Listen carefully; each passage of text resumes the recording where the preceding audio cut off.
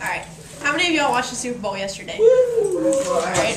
How many of y'all are just like me and on your edge of the seat the entire time watching it? I was. Yeah. I was. And I know if I was blind, I wouldn't be able to see everything that happened. And I know for a fact when I was watching it yesterday, there was some stuff the referees didn't call, and there's stuff they didn't say. So, and even if you were deaf, you could at least, like, you could see and hear.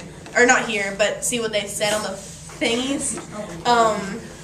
But if you were blind, you could only rely on what they said. And they didn't call every single move that happened. And I know there were some moves that I saw that they should have said something about. Anyway, if you were blind, you wouldn't be able to watch TV, you wouldn't be able to do a lot of things. But if you were deaf, you could, because they have little things on the bottom. And another thing that I've always had, any of y'all ever had dreams about going outside in your underwear? No. What? Yeah.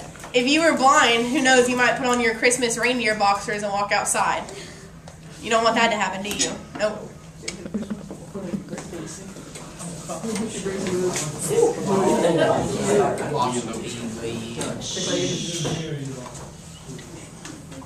Alright, my opponent said that being blind, when you're watching alright, hold on. You ready? Alright. My opponent said that when you're deaf, when you're blind, you can watch the little Super Bowl game, but you can't watch the Super Bowl game, but you can hear.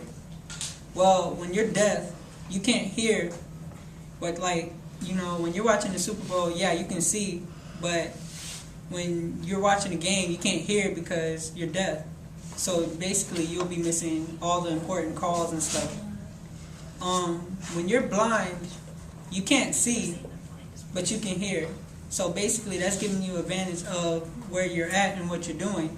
When you're deaf, you can't hear, but you can't hear or talk. Which one would you rather say is worse?